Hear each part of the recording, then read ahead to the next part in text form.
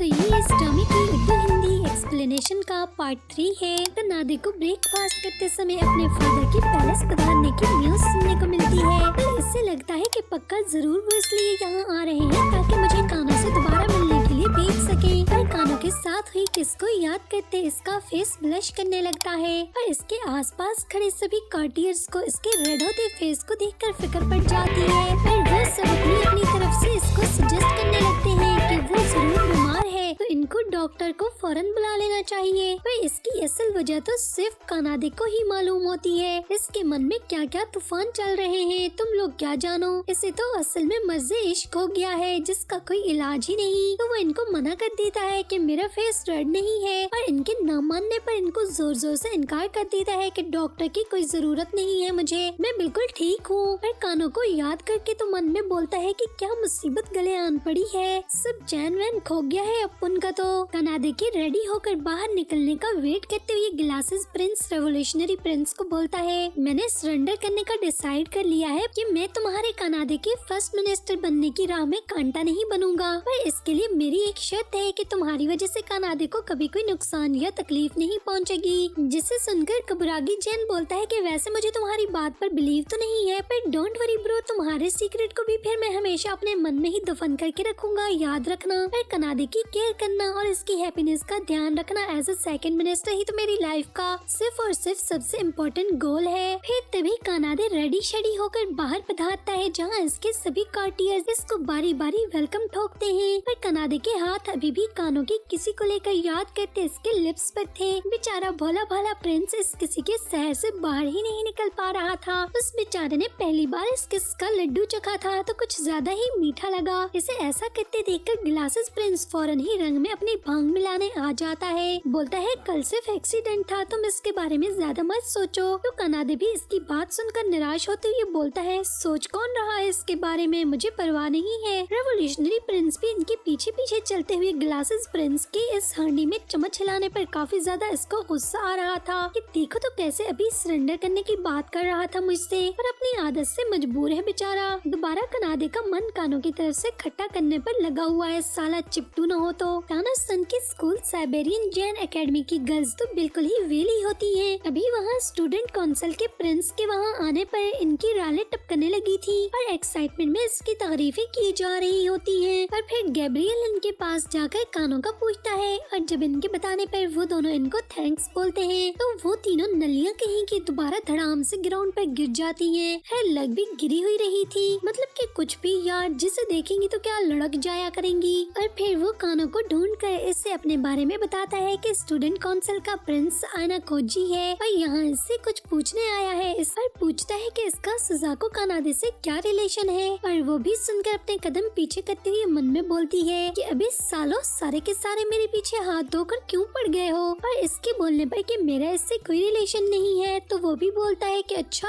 ऐसा है क्या, तो मिलने क्यों आया था फिर तेरे को। तो वो भी गुस्से से बोलती है कि मेरे को क्या मालूम, इतना ही शौक है तो इससे भी जाकर कोई पूछ लो ना, सबके सब मेरे पीछे ही क्यों पड़ गए हो। और इसको आयना कोजी से बदतमीजी करते देखकर गैब्रियल के इसको प्रेसिडेंट से अच्छे से बात करने का कहने पर वो वहाँ से चली जाती है कि भाई लोग मुझे माफ करो, मेरी जान छोड़ो तुम लोग, इतना फालतू टाइम नहीं है मेरे पास। और प्रेसिडेंट बेचारा बेइज्जती खाने के बाद इसे जाते हुए थोड़ा थोड़ा स्टाइल मार कर देखने लगता है कि अपन इतना भी गया गुजरा नहीं है, आखिर स्टूडेंट काउंसिल का प्रिंस है, थोड़ी बहुत तो इज्जत है ही ना। कनाडे के पैलेस वापसी पर इसके फादर ऑलरेडी वहाँ पर पधार चुके थे। और अगला सीन इसके लिए काफी इंटरेस्टिंग था जब एक यंगी बॉय को अपने फादर की इंसल्ट करते और मिस्टर डोंग सामा को फिर भी इसके पीछे दुम दबाकर भागते देखता है। तो इसको लेकर इन दोनों के बीच में फाइट हो जाती है कि तेरी हिम्मत कैसे हुई मेरे फादर को बुढ़ा कहने की। हाँ, और ये बदतमीजी करता यंगी बॉय कोई और नहीं बल्कि एक और प्रिंस होता है जिसका नाम तकातो होता है। और ये कोई आम प्रिंस नहीं बल्कि गुंडों का प्रिंस होता है। और वो जो कनाडे से और कनाडे इससे पूछे जा रहा होता है कि कौन हो तुम भाई। और मिस्टर डोंग सामा को कनाडे के फादर बोलने पर तकातो बदतमीजी से बोलता है कि अच्छा तो तुम इस बुढ़े के बेटे हो।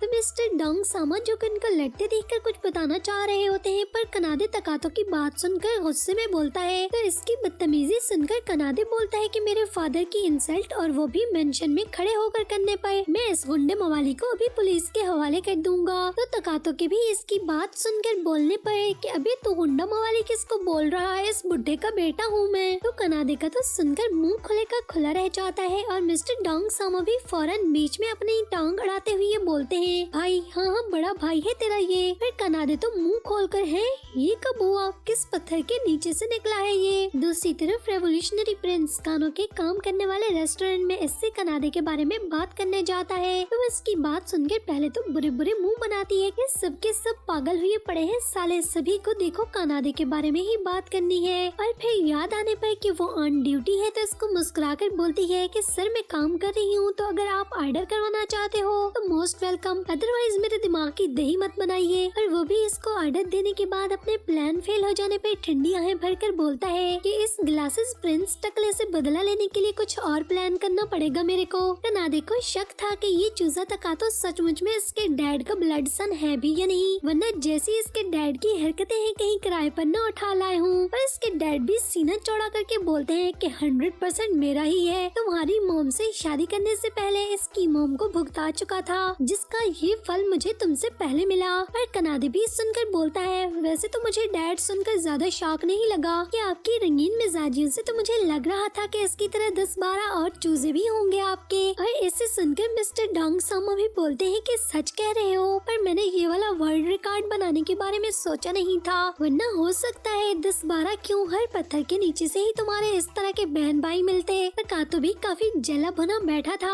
बोलता है मुझे सीक्रेट चाइल्ड मत कहना, मैं डोंग सामा का पहला वारिस हूँ, जिसे इस बुड्ढे ने सीना ठोक कर ऑन करने में काफी देर लगा दी। वैसे तो मुझे इसके ब्लड सन बनने या कहलवाने का कोई भी शौक नहीं है, पर इस दुनिया में अगर गलती से इसके नाम से आ ही गया हूँ तो मेरे को कोई भी दूसरे वाला न बोले, समझ में आ गई बात सबके।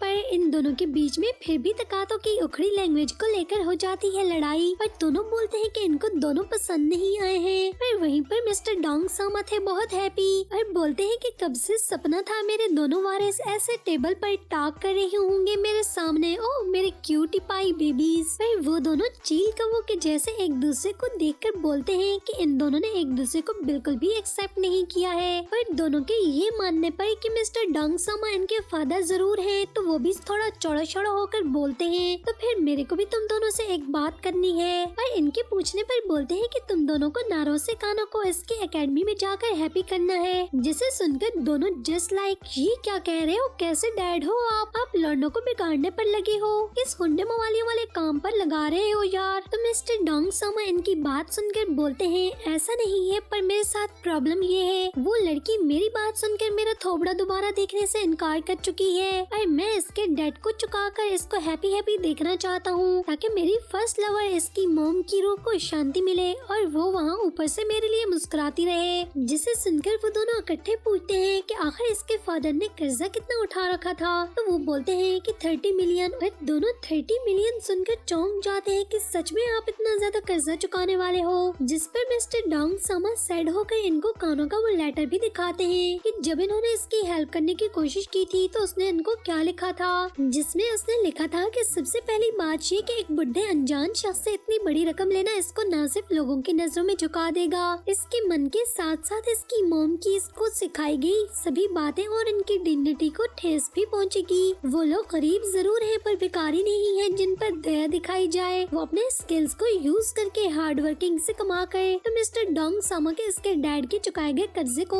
इंटरेस्ट समेत इनको बहुत जल्द वापस कर देगी। इस लेटर को पढ़ने के बाद कनाडे को लगता है कि कानों ने रूड बिहेव किया है इसके डैड की काइंडनेस को रिजेक्ट करके। पर तकातो बोलता है, मैं इसकी फीलिंग्स को बहुत अच्छे से समझ सकता हूँ कि एक गरीब इंसान के लिए इसके खुददारी में ही सब कुछ होता है। जिस पे कनाडे इसको बोलता है, तुम इसके बारे में कुछ भी नहीं जानते हो, वो काफी उखड़ू और बदतमीज लड़की है। पर तकातो बोलता है, मुझे इसका लेटर पढ़कर ऐसा नहीं लग रहा है। इन दोनों के बीच में इसको लेकर लड़ाई का सुनकर मिस्टर डोंग सामा बोलते हैं, बिल्कुल वो बहुत अच्छी लड़की है, सारी गलती मेरी है जिसकी वजह से वो काफी रूड हुई और इसी वजह से तो यार तुम लोगों से हेल्प के लिए पूछ रहा हूँ। तो वो भी इनको इतना सैड होता देखकर बोलते हैं, पर हम आपकी हेल्प कैसे कर सकते हैं। तो इनके पास तो पहले से ही एक लंबा चौड़ा प्लान होता है। इस सब को लेकर बोलते हैं, मैं चाहता हूँ तुम दोनों के दोनों इसके स्कूल जाओ, इसके साथ तुम लव करो या तुम में से किसी एक के साथ उससे लव हो जाए। और वो दोनों इनकी अधूरी बात सुनकर ही फौरन से इनकार करने लगते हैं कि यार बच्चों को किस काम पर लगा रहे हो, इतनी लंबी लंबी छोड़ रहे हो आप। तो मिस्टर डोंग सामा भी बोलते हैं कि अभी कहाँ, अभी जरा मेरी और लंबी लंबी सुन तो लो। और बोलते हैं और फेस की तुम दोनों में से किसी एक से जिसे वो पसंद करेगी इससे मैं डायरेक्ट शादी करवा दूंगा और ऐसे में वो मेरी डॉटर इन लॉ बन जाएगी, तो फिर इसे मेरे चुकाए गए कर्जे को पे करने की तो बिल्कुल भी जरूरत नहीं होगी, बल्कि मेरा सब कुछ तो इसी का होगा। और ऐसे में इसकी मॉम भी जन्नत में हैप्पी हैप्पी होंगी इस सब को देखकर। जिसे सुनकर वो दोनों बोलते हैं कि हमारे लिए लगता है यहाँ चुपके से पतली गली से निकल जाना ही बेहतर है। पर इन दोनों को वहाँ से भागते देखकर बोलते हैं कि मैंने तुम दोनों को ये सब फ्री में थोड़ी ना करने का बोला है, मेरी पूरी डील तो सुनते जाओ। तुम लोगों का भी तो बाप हूँ आखिर में, तुम लोगों में से जो भी ये सब कर पाएगा इसको ट्रिलियन मिलियन सुजाको ग्रुप की पूरी मलकियत दे दूंगा।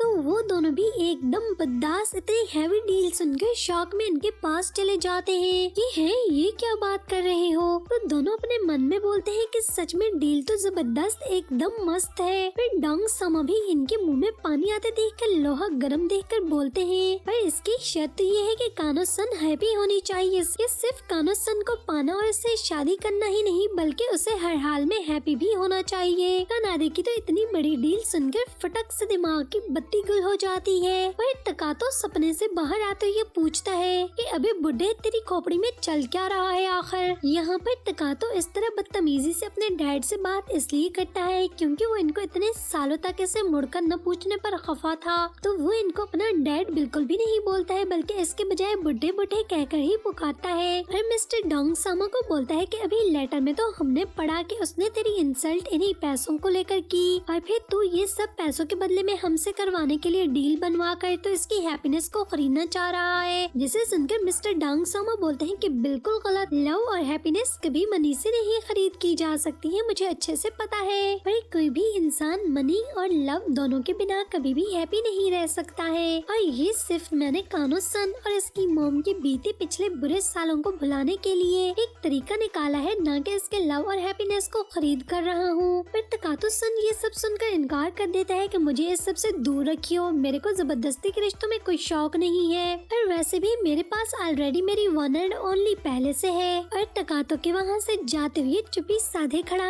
कनाडे भी बोलता है मेरे दिमाग की तो तेरी खराफात और साथ में कहीं कहीं एकदम मस्त, इतनी आगे की प्लानिंग सुनकर दिमाग की चटनी बन गई है डैड। पर मैं भी ऐसा सब कुछ करने को राजी नहीं हूँ और रूम में जाने लगता है। तो वो भी इन दोनों को वहाँ से जाते देखकर पीछे से बोलते हैं कि ठीक है मैं भी तुम दोनों को 3 दिन का टाइम देता हूँ, इसके बाद अच्छे से डिसाइड करके मुझे बता देना कि तुम लोग ये करने वाले हो या नहीं। और इन दोनों को वहाँ से जाते देखकर बोलते हैं कि मेरे ही बेटे हो, अच्छे से पता है मेरे को, ऊपर से तुम सारे दिख स्वामी रहे हो पर हो मेरी तरह अंदर से पूरे के पूरे हरामी। इतनी अच्छी डील को कौन छोड़ेगा, मेरे को विश्वास है कि तुम दोनों जरूर राजी हो जाओगे, देखना। तकातो मेंशन से वापस जाते हुए किसी के साथ कॉल पर बात कर रहा होता है और इसके पूछने पर इसको बताता है कि हाँ मैंने इस बुड्ढे और इसके बेटे से मिल लिया है। और इसके पूछने पर इसको बताता है कि हाँ उस बुड्ढे ने सिर्फ मुझे किसी गर्ल जिसका नाम कानो मानो था इसे हैप्पी शैपी करने के जैसे कोई फजूल दिमाग को पका देने वाली बातें की हैं। और इसके पास से गुजरता हुआ रेवोल्यूशनरी प्रिंस कानो का नाम सुनकर चौंक जाता है कि ये साला इस लाइन में कहां से आ गया है या कौन है। कानाडे अभी इस सब के बारे में सोच ही रहा होता है कि जो कुछ इसके डैड ने इसको बोला था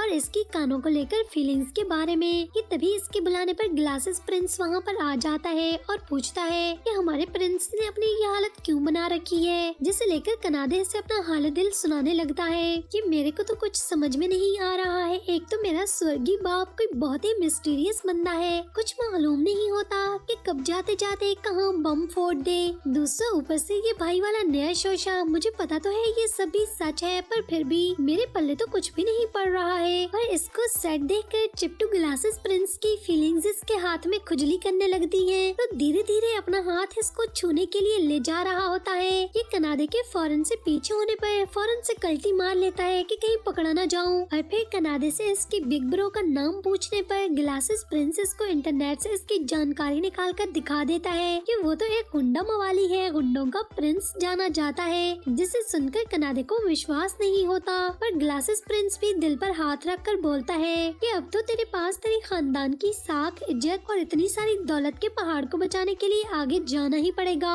मतलब कि वो उसको कानों के पास जाने और इसके फादर की बात मानने को बोल रहा था। पर कानाडे बोलता है मैं इसको हैप्पी नहीं रख पाऊंगा, मैं तो इसके बाद से इसका फेस भी नहीं देखना चाहता हूँ। तो क्या खराफाती दिमाग पाया था ग्लासेस प्रिंस ने। बोलता है कि हैप्पी शैप्पी करने का बोला किसने है? तुम सिर्फ इस तकातो नामी बिला को हराने के लिए करोगे, मन से थोड़ी ना करने का बोल रहा हूँ। और फिर रेवोल्यूशनरी प्रिंस तकातो से नारो से कानों को पटाने के बारे में इसके विचार जानने के लिए काफी खच्चा शच्चा करके इसको लग्जरी रेस्टोरेंट में पेट पूजा करवाने ले जाता है, जहाँ पर तकातो इसको बताता है कि इसके पास तो ऑलरेडी पहले से एक गर्ल है। जिसे सुनकर कबुरागी हैप्पी होता है कि चलो कनाडे का रास्ता साफ है। फिर तकातो इसको बोलता है वैसे तुम कानों के बारे में जानते हो क्या? तो इसके बोलने पर कि कुछ खास नहीं। तो तकातो बोलता है फिर तो जरूर अगली गर्ल होगी है ना? तो कबुरागी बोलता है ऐसा भी नहीं कहा मैंने। तो तकातो के इससे इसकी कोई पिक्चर दिखाने का बोलने पर वो पागल भी पूरी की पूरी वीडियो ही उठाकर दिखा देता है, जिसे देखकर तकातो का तो इस पर दिल लट्टू हो जाता है और खुद को इसका प्रिंस इमेजिन करते हुए सेल को अपने सीने से लगाकर बोलता है आह कितना इंतजार करवाया तूने, आखिरकार मैंने तुम्हें ढूंढ ही लिया। और कबुरागी बेचारा तो कंफ्यूज हो जाता है कि अभी ये साला थोड़ी देर पहले क्या बोल रहा था और अब देखो इसकी हालत। और इधर से ग्लासेस प्रिंस के रेडी करवाने के बाद और उधर से तकातो के कानों को देख लेने के बाद दोनों के दोनों ही 3 दिन होने से पहले ही मिस्टर डोंग सामा के पास जाकर इनकी ऑफर को कबूल करने का बोलते हैं कि वो कानों को हैप्पी करने के लिए रेडी हैं। जिसे सुनकर वो बोलते हैं मुझे तो पहले से ही पता था, आखिर बाप हो ना तुम लोगों का। पर चलो देखते हैं कि तुम दोनों में से कौन विनर बनता है। आखिर तकातो बाहर निकलकर कनाडे को पूछता है तुमने अपना माइंड क्यों चेंज किया? तो वो बोलता है क्योंकि मुझे लगा मैं इसे लाइक करता हूँ बहुत ज्यादा,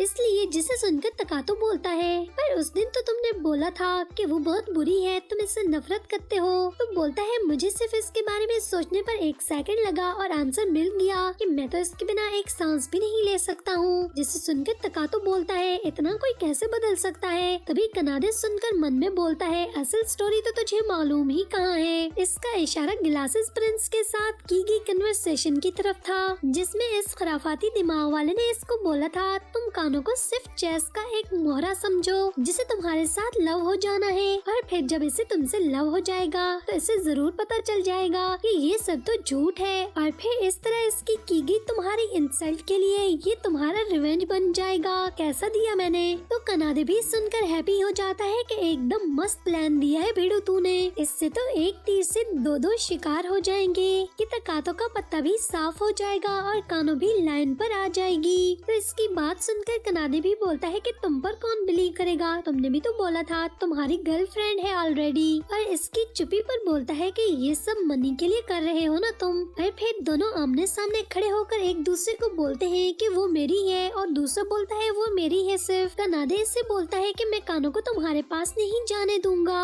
और तकातो बोलता है देख लेना मैं तेरी आंखों के सामने से छीन कर ले जाऊंगा। और दोनों के कानों मेरी है गेम खेलते हुए यहीं पर 3rd एपिसोड का एंड हो जाता है। तो मेरे 2nd चैनल पर जहां मैं आप सभी की भर कर और ढेर सारी रिक्वेस्ट को पूरा करने जा रही हूं, जहां पर मैंने आर्सेनल मिलिट्री एकेडमी के एक्सप्लेनेशन को शुरू कर रखा है। तो आप सभी गाइस से रिक्वेस्ट है कि प्लीज मेरे 2nd चैनल को जाकर विजिट करें और इसको सब्सक्राइब भी जरूर कर दें। तो इस चैनल को भी मजीद ड्रामास की एक्सप्लेनेशन के लिए सब्सक्राइब कर दें, वीडियो को लाइक और अपने फ्रेंड्स के साथ शेयर करना बिल्कुल भी मत भूलिएगा। तो बस थोड़ी सी देरी के बाद फिर मिलेंगे एक और नई वीडियो के साथ।